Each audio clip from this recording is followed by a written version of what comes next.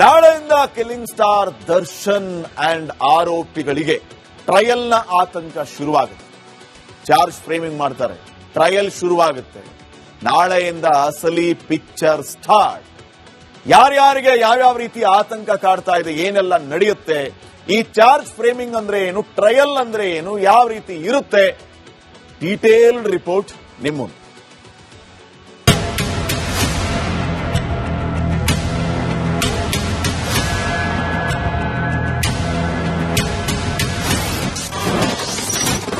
ನಾಳೆಯಿಂದ D gang ವಿರುದ್ಧ trial. ತಪ್ಪು ಸಾಬೀತಾದರೆ ಜೀವಾವಧಿ ಮರಣದಂಡನೆ.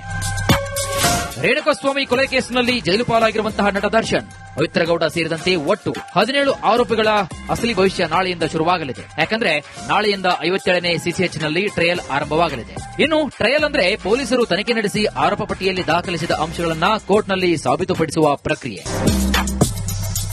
ಪೊಲೀಸರು ಕಲೆ ಹಾಕಿರುವಂತಹ ಸಾಕ್ಷಿಗಳು ಕೋರ್ಟ್ನಲ್ಲಿ ಸಾಬೀತಾದರೆ ಮಾತ್ರ ಆರೋಪಿಗಳನ್ನ ತಪ್ಪಿತಸ್ಥರೆಂದು ಕೋರ್ಟ್ ಪರಿಗಣಿಸಲಿದೆ. ನಾಳೆಯಿಂದ 2 ಕಡೆ ಘಟಾನುಘಟಿ ವಕೀಲರಿಂದಲೇ ವಿಚಾರಣೆಯಾಗಲಿದೆ. ದರ್ಶನ್ ಪರ ಹಿರಿಯ ವಕೀಲ ಸಿವಿ ನಾಗೇಶ್ ಕೇಸ್ ನಡೆಸುವುದು ಬಹುತೇಕ ಪಕ್ಕಾ ಆಗಿದೆ. ಇನ್ನು ಪವಿತ್ರಗೌಡ ಪರ ವಕೀಲ ಬಾಲನ್ ವಕಾಲತ್ತು ವಹಿಸಿದ್ದಾರೆ. ಇನ್ನು ಪ್ರಾಸಿಕ್ಯೂಷನ್ ಪರ ಎಸ್ಡಿಪಿಯಾಗಿ ಪಿ ಪ್ರಸನ್ನಕುಮಾರ್ ವಕಾಲತ್ತು ವಹಿಸಲಿದ್ದಾರೆ. ಹೇಗಿರುತ್ತೆ ಟ್ರಯಲ್? ಈಗಾಗಲೇ ಪ್ರಾಸಿಕ್ಯೂಟರ್ ಅವರು 272 ಸಾಕ್ಷಿಗಳು ಆರೋಪ ಪಟ್ಟಿಯಲ್ಲಿ ನಮೂದಿಸಿದ್ದಾರೆ. ಇದರಲ್ಲಿ ನಾಳೆ ಪ್ರಮುಖ ಸಾಕ್ಷಿಗಳನ್ನ ಹಾಜರುಪಡಿಸಲಿದ್ದಾರೆ. ನಾಳೆ ಇಬ್ಬರ ಹೇಳಿಕೆಗಳನ್ನು ಕೂಡ ಕೋರ್ಟ್ ದಾಖಲಿಸಿಕೊಳ್ಳಲಿದೆ. 7 ಮತ್ತು 8ನೇ ಸಾಕ್ಷಿಯಾಗಿರುವಂತಹ ರೇಣುಕಾಸ್ವಾಮಿ ತಂದೆ ಕಾಶನಾಥಯ್ಯ, ತಾಯಿ ರತ್ನಪ್ರಭಾರ ಹೇಳಿಕೆಯನ್ನು ಕೂಡ ಕೋರ್ಟ್ ದಾಖಲಿಸಿಕೊಳ್ಳಲಿದೆ. ಹೇಳಿಕೆ ದಾಖಲಿಸಿದ ಬಳಿಕ ಇನ್ನಿತರ ಸಾಕ್ಷಿಗಳಿಗೂ ಸಮನ್ಸ್ ಜಾರಿ ಮಾಡಲಿದ್ದಾರೆ. ಇನ್ನು 17 ಆರೋಪಿಗಳ ಪರ ವಕೀಲರು ಎಲ್ಲ ಸಾಕ್ಷಿಗಳ ಪಾಟಿ ಸವಾಲಿಗೆ ಒಳಪಡಿಸಲಿದ್ದಾರೆ. ಬಳಿಕ ಕೋರ್ಟ್ ಸಿಆರ್ಪಿಸಿ ಸೆಕ್ಷನ್ 313 ಅಡಿಯಲ್ಲಿ ಹೇಳಿಕೆಯನ್ನು ದಾಖಲಿಸಲಿದೆ. ನಂತರ ಆರೋಪಿಗಳಿಗೆ ಕೋರ್ಟ್ ಪ್ರಶ್ನೆಗಳನ್ನ ಕೇಳಿ ಉತ್ತರವನ್ನ ಪಡೆದುಕೊಳ್ಳಲಿದೆ. ಬಳಿಕ ಆರೋಪಿಗಳ ಬಳಿ ಸಾಕ್ಷಿಗಳಿದ್ರೆ ಹಾಜರುಪಡಿಸಲು ಸಮಯವನ್ನು ನೀಡಲಿದೆ. ಅವರ ಸಾಕ್ಷ್ಯ ವಿಚಾರಣೆಯಾದ ಬಳಿಕ ವಾದ ಮಂಡನೆಯಾಗಲಿದೆ. ಇನ್ನು ಎಲ್ಲರ ವಾದ ಮಂಡನೆ ಕೇಳಿದ ಬಳಿಕ ಕೋರ್ಟ್ ತೀರ್ಪನ್ನು ನೀಡಲಿದೆ. ತಪ್ಪಿತಸ್ಥರೆಂದು ಸಾಬೀತಾದರೆ ಆರೋಪಿಗಳಿಗೆ ಜೀವಾವಧಿ ಶಿಕ್ಷೆ, ದಂಡ ಅಥವಾ ಮರಣದಂಡನೆಯಾಗಬಹುದು.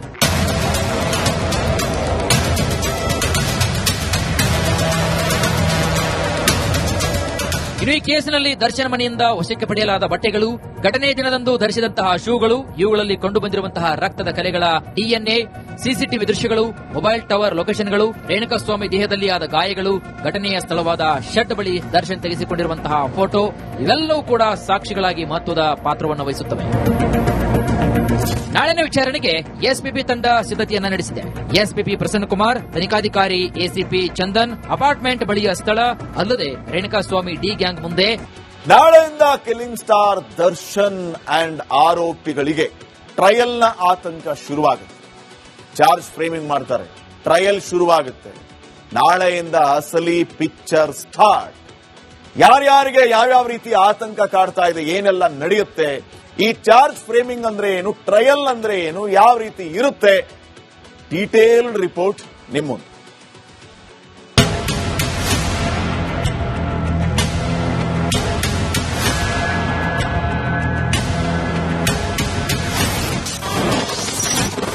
ನಾಳೆಯಿಂದ ಡಿ ಗ್ಯಾಂಗ್ ವಿರುದ್ಧ ಟ್ರಯಲ್. ತಪ್ಪು ಸಾಬೀತಾದರೆ ಜೀವಾವಧಿ ಮರಣದಂಡನೆ. ರೇಣುಕಾಸ್ವಾಮಿ ಕೊಲೆ ಕೇಸಿನಲ್ಲಿ ಜೈಲು ಪಾಲಾಗಿರುವಂತಹ ನಟ ದರ್ಶನ್, ಪವಿತ್ರಗೌಡ ಸೇರಿದಂತೆ ಒಟ್ಟು 17 ಆರೋಪಿಗಳ ಅಸಲಿ ಭವಿಷ್ಯ ನಾಳೆಯಿಂದ ಶುರುವಾಗಲಿದೆ. ಯಾಕಂದ್ರೆ ನಾಳೆಯಿಂದ 57ನೇ ಸಿಸಿಎಚ್ನಲ್ಲಿ ಟ್ರಯಲ್ ಆರಂಭವಾಗಲಿದೆ. ಇನ್ನು ಟ್ರಯಲ್ ಅಂದ್ರೆ ಪೊಲೀಸರು ತನಿಖೆ ನಡೆಸಿ ಆರೋಪ ಪಟ್ಟಿಯಲ್ಲಿ ದಾಖಲಿಸಿದ ಅಂಶಗಳನ್ನ ಕೋರ್ಟ್ನಲ್ಲಿ ಸಾಬೀತುಪಡಿಸುವ ಪ್ರಕ್ರಿಯೆ. ಪೊಲೀಸರು ಕಲೆ ಹಾಕಿರುವಂತಹ ಸಾಕ್ಷಿಗಳು ಕೋರ್ಟ್ನಲ್ಲಿ ಸಾಬೀತಾದರೆ ಮಾತ್ರ ಆರೋಪಿಗಳನ್ನ ತಪ್ಪಿತಸ್ಥರೆಂದು ಕೋರ್ಟ್ ಪರಿಗಣಿಸಲಿದೆ. ನಾಳೆಯಿಂದ 2 ಕಡೆ ಘಟಾನುಘಟಿ ವಕೀಲರಿಂದಲೇ ವಿಚಾರಣೆಯಾಗಲಿದೆ. ದರ್ಶನ್ ಪರ ಹಿರಿಯ ವಕೀಲ ಸಿವಿ ನಾಗೇಶ್ ಕೇಸ್ ನಡೆಸುವುದು ಬಹುತೇಕ ಪಕ್ಕಾ ಆಗಿದೆ. ಇನ್ನು ಪವಿತ್ರಗೌಡ ಪರ ವಕೀಲ ಬಾಲನ್ ವಕಾಲತ್ತು ವಹಿಸಿದ್ದಾರೆ. ಇನ್ನು ಪ್ರಾಸಿಕ್ಯೂಷನ್ ಪರ ಎಸ್ಡಿಪಿಯಾಗಿ ಪಿ ಪ್ರಸನ್ನಕುಮಾರ್ ವಕಾಲತ್ತು ವಹಿಸಲಿದ್ದಾರೆ.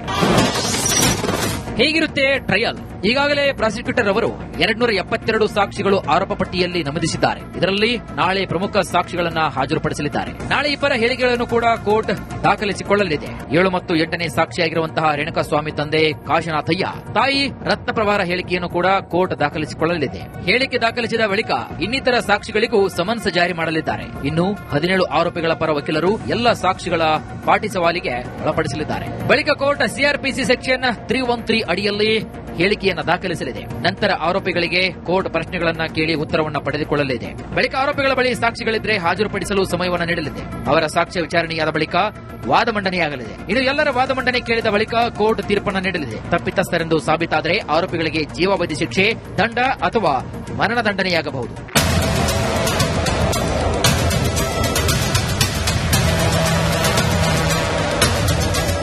ಇನ್ನು ಈ ಕೇಸಿನಲ್ಲಿ ದರ್ಶನ್ ಮನೆಯಿಂದ ವಶಕ್ಕೆ ಪಡೆಯಲಾದ ಬಟ್ಟೆಗಳು, ಘಟನೆ ದಿನದಂದು ಧರಿಸಿದಂತಹ ಶೂಗಳು, ಇವುಗಳಲ್ಲಿ ಕಂಡುಬಂದಿರುವಂತಹ ರಕ್ತದ ಕಲೆಗಳ ಡಿಎನ್ಎ, ಸಿಸಿಟಿವಿ ದೃಶ್ಯಗಳು, ಮೊಬೈಲ್ ಟವರ್ ಲೊಕೇಶನ್ಗಳು, ರೇಣುಕಾಸ್ವಾಮಿ ದೇಹದಲ್ಲಿ ಆದ ಗಾಯಗಳು, ಘಟನೆಯ ಸ್ಥಳವಾದ ಶೆಡ್ ಬಳಿ ದರ್ಶನ್ ತೆಗೆಸಿಕೊಂಡಿರುವಂತಹ ಫೋಟೋ ಇವೆಲ್ಲವೂ ಕೂಡ ಸಾಕ್ಷಿಗಳಾಗಿ ಮಹತ್ವದ ಪಾತ್ರವನ್ನು ವಹಿಸುತ್ತವೆ. ನಾಳಿನ ವಿಚಾರಣೆಗೆ ಎಸ್ಪಿಪಿ ತಂಡ ಸಿದ್ಧತೆಯನ್ನ ನಡೆಸಿದೆ.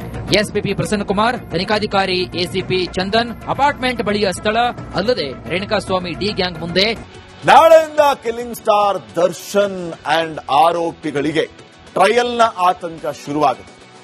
ಚಾರ್ಜ್ ಫ್ರೇಮಿಂಗ್ ಮಾಡ್ತಾರೆ, ಟ್ರಯಲ್ ಶುರುವಾಗುತ್ತೆ. ನಾಳೆಯಿಂದ ಅಸಲಿ ಪಿಕ್ಚರ್ ಸ್ಟಾರ್ಟ್. ಯಾರ್ಯಾರಿಗೆ ಯಾವ್ಯಾವ ರೀತಿ ಆತಂಕ ಕಾಡ್ತಾ ಇದೆ, ಏನೆಲ್ಲ ನಡೆಯುತ್ತೆ, ಈ ಚಾರ್ಜ್ ಫ್ರೇಮಿಂಗ್ ಅಂದ್ರೆ ಏನು, ಟ್ರಯಲ್ ಅಂದ್ರೆ ಏನು, ಯಾವ ರೀತಿ ಇರುತ್ತೆ, ಡೀಟೇಲ್ಡ್ ರಿಪೋರ್ಟ್ ನಿಮ್ಮ ಮುಂದೆ.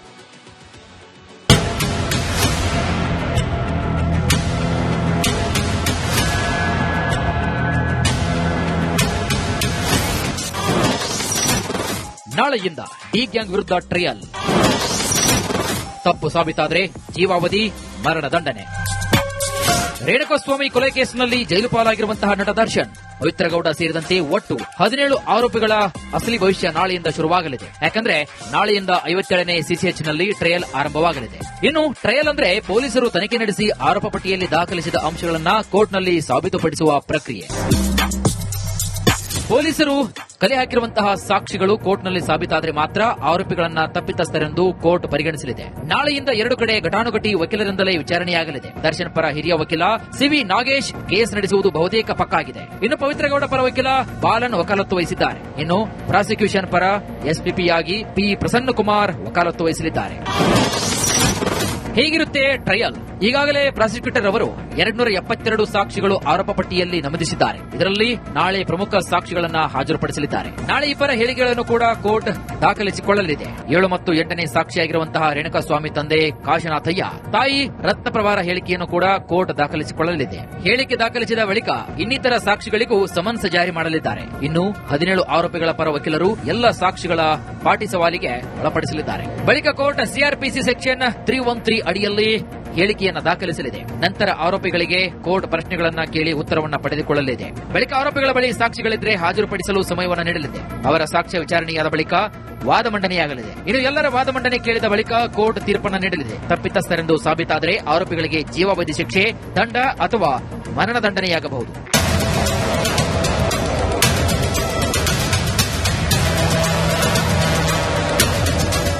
ಇನ್ನು ಈ ಕೇಸಿನಲ್ಲಿ ದರ್ಶನ್ ಮನೆಯಿಂದ ವಶಕ್ಕೆ ಪಡೆಯಲಾದ ಬಟ್ಟೆಗಳು, ಘಟನೆ ದಿನದಂದು ಧರಿಸಿದಂತಹ ಶೂಗಳು, ಇವುಗಳಲ್ಲಿ ಕಂಡುಬಂದಿರುವಂತಹ ರಕ್ತದ ಕಲೆಗಳ ಡಿಎನ್ಎ,